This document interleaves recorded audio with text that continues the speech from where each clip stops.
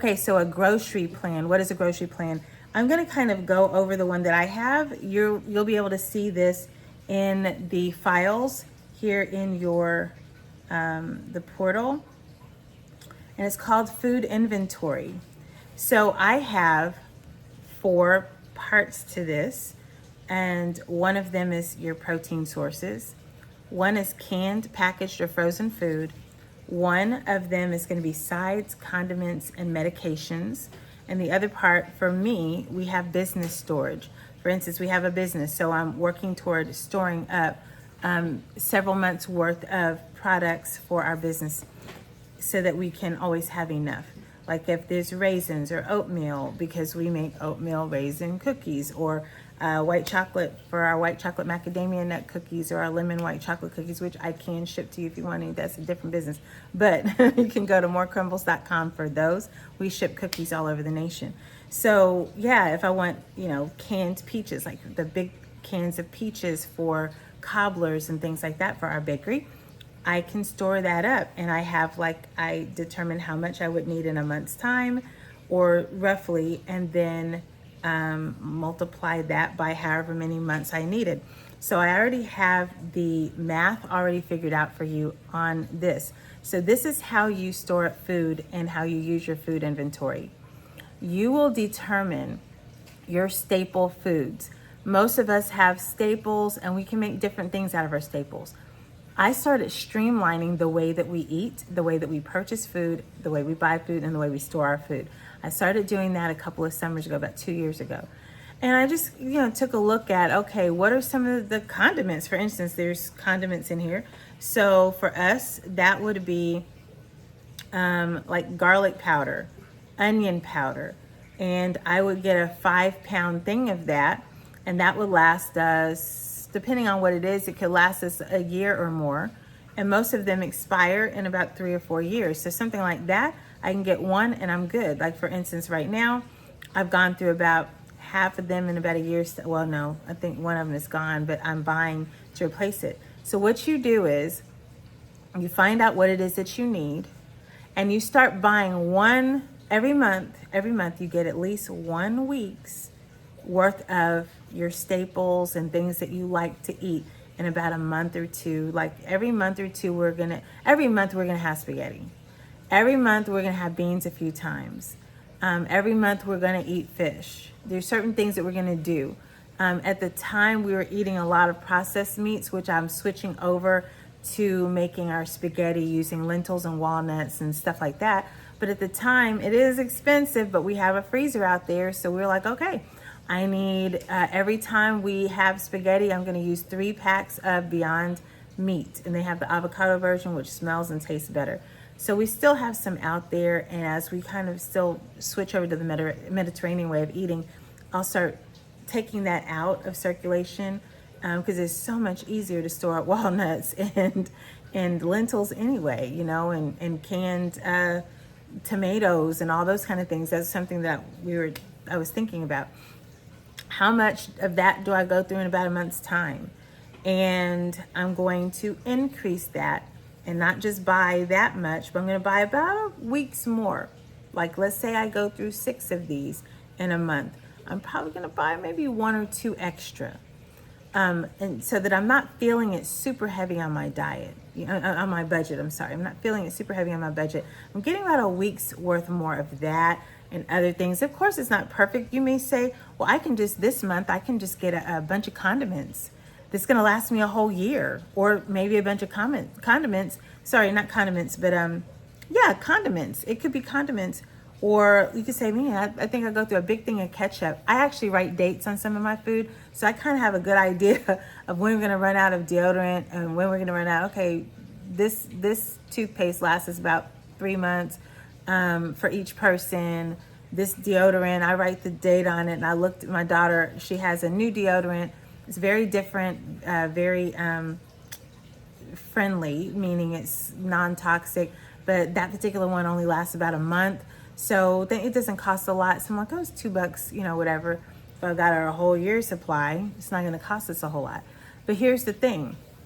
Whenever you get to that number, that goal, then you're like, okay, I need, for 3 months worth of food, I need 6 packages of meat or whatever it is that you eat. Maybe chicken is what you eat.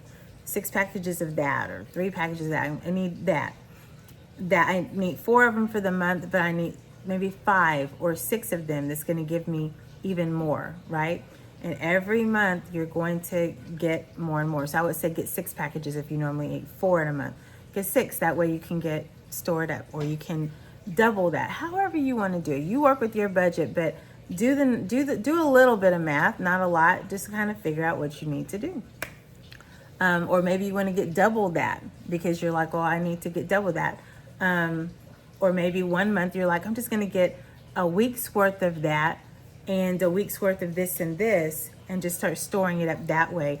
You play around with it. You have a food inventory here that you can go in and start monitoring that. When you eat one thing, it's no longer in rotation. For instance, it could be ketchup. As soon as I take, so once I have, let's say I need 3 ketchups to last me for 3 months. Honestly, a big thing of ketchup will last us about a year.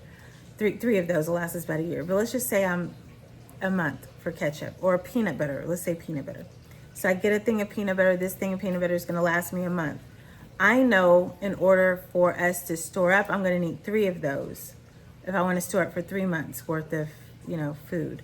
I'm going to kind of look at the expiration dates also. Some things you're not going to buy it, like peanut butter and mayonnaise, I think, is not going to last the whole year. You're probably not going to get a year's worth of it, but you're going to get, 3 or 4 months is a good amount to get for you before it starts expiring on you and all that kind of stuff. So, and expiration dates are not hard dates either. For some things, I would say for milk, yeah, let it be a hard expiration date. But for other things, you can finagle another month or 2 out of some things. And when it comes to canned food, if there's no dents, if there's no rusting and there's no dents in it or bulging, then the canned food is probably still good. So I would say eat at your own risk. Make that decision if you like. They're going to guarantee it for the freshness date, but for the most part, you can even go a year around the expiration date on some things, and it literally smells, tastes, and you're completely fine. But do that at your own risk. I'm not telling you to do it. I'm just saying you could do it. When you really start looking at the methods of canning and all that, you can stretch it longer than a year, longer than the expiration date, that they have on there. But it's up to you. So once let's say I have 3 peanut butters, now I have my 3 months worth, right? If I take a peanut butter, that peanut butter no longer exists. Even though it's going to take me all month to eat it, I'm going to immediately put that peanut butter on my grocery list and buy another one. So I always have 3 months worth of peanut butter. Got it? So when you use it, that's when you put it on your grocery list instead of waiting until you've run out. There are times when I wasn't paying attention and I ran out of something. And I'm like, because I'm actually trying to get to a year's worth of food for the staples, the things that matter the most to us, like our beans and lentils and things like that. Even pasta, that's a great thing to store up for, the long term. Pastas, for me, pastas and beans and rice. Rice is only going to last you, truly, look at the expiration date, but rice is something that will expire. But again, just like beans, rice will get really hard. It's not that it'll make you sick necessarily, unless there's mold or something weird on it. It's just there's actually a tiny bit of moisture in it. And when it gets really, really hard, it's very difficult to eat it. So what we did was I put the rice in a big bucket. We actually will go through rice fairly quick. So I stopped preserving or doing my dry preserving method. We'll go through 2 bags of rice in a year. And I said, that's fine. I don't have to do all of that. We have enough. So if I ever feel like I need to preserve it, I will. But if you don't go through a big bag, and when I say big bag, it's cheaper to buy rice, in 20-pound bags. If it's just one of you and you're like, that's way too much for me, but I would still want to save that up, you can. I started getting dehydrated mashed potatoes, but I got the kind, I had to really look, but because I had to go straight to their website, I think, to do it. But Idaho owns a company that has a natural potato something. There's no chemicals. All you have in it is just potatoes and maybe salt, a little bit, but it's just straight potatoes. I didn't want any chemicals. I didn't want any preservatives. I didn't want any of that. I just wanted potatoes, and that's what I got. I forgot what their brand is, but I went straight to the Idaho Potato website to find it, and I found the brand in the store, but it doesn't have anything in it, and I just add to it if I want. So having dehydrated butter isn't a bad idea. You can find that on Amazon. Having dehydrated certain things, so if anything happens, you still have butter to put in your potatoes. So I would get things like that, and I would just I would dry seal it and to suck all the air out of it, and put it in a mason jar, and I'll show you guys that method in a little bit.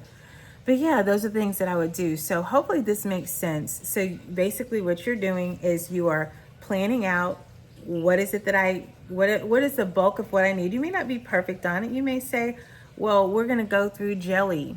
We go through one a month or one every other month. So maybe you just want to have 2 jellies on hand. As soon as you touch one, buy another. As soon as you touch one, as soon as you take it out of rotation, it's no longer in storage, I'm going to buy another one so that I always have enough. Unless it's something that is going to expire really quickly, you just want to, be careful. But I've stretched peanut butter beyond, I've stretched dressing beyond the date because it's never been opened before, and I keep it in the refrigerator. And I'm talking about like a raspberry vinaigrette or something like that. It wasn't a creamy kind of, it had vinegar in it, lots of vinegar, and it's very acidic. And honestly, it's fine. I remember calling one company because I just wanted to ask them a question about, how does this work? And they're like, or did I call the company? I think I Googled it and I went to the website. But basically, they're guaranteeing it by the best buy date. It's not really an expiration date. They call them best buy dates a lot now. It's best to get it by this date, but they know it can go probably another 6 months. And so when I looked online, I said, man, peanut butter, I think it was like 4 to 6 months past the date. Certain things I may not play with mayonnaise much, because it has egg in it. So you just kind of have to use your judgment, but, I probably wouldn't go too much beyond that. Soy sauce, whatever it is, just make sure you have enough. Or if it's a condiment you don't go through very often, maybe, you may say, well, when I get halfway through the bottle, I'll buy another one. If you feel like you're just going to, not use it, then maybe that's not something you want to store up a lot of. But things that are important, certainly start there with your staples and get the things that are very important to you. So for us, we do cook all the time because we don't eat out very much at all. So I'm going to have protein powder and things like that for breakfast. And we're going to have tons of lentils and split peas and black beans and pinto beans and canned tuna and canned salmon. Those are staples in my house. Peanut butter, and even sometimes fish sticks, which I'm kind of trying to get away from processed food. So that's probably not something I'm going to buy any more of. Once we finish it up, we'll do something different. There's so many other ways of eating healthy and quickly with an air fryer that I don't really need to get the ultra processed foods anymore. So yeah, you figure out what you want to do, how you want to do it, and then you just start planning it. And you'll see it, but this is how I have it set up. You can change them around and call them something else. If you want. You can change it around and call it something else if you want. But here are it's backwards. Is it backwards for y'all? Well, you'll just have to read backwards. But I don't know if it's backwards to you. It's backwards for me. But yeah, you have your cans and you have all the other different things, and you'll just, yeah. So then you'll know, this is my goal. You'll write down your goal amount, whatever your goal amount is, and then you're gonna write down what you actually have, and it's gonna tell you how many more you need to get. So under the goal amount of protein powder, I have 3, but I actually only have 1 on hand right now. It's a little bit more pricey to buy my protein powder, but it's literally what we have for breakfast, and we have a lot of it. It takes 2 months to go through one of them. I want to store up more. So eventually I will store up more. And so right now I have to buy 2 extra ones because I only have, well, actually I have 2. My husband and I each have 2. I have 1 apiece, but yeah, but we can get by on that. And so I just want a couple more, and I'll have the actual amount that I have. And where it says to buy, that's an automatic. So when it gets to 0, meaning I have to buy 0, I put a green, I change the color to dark green so that it reflects, hey, you don't have to buy any more of that. And I did that for probably canned tuna, yeah, and canned salmon.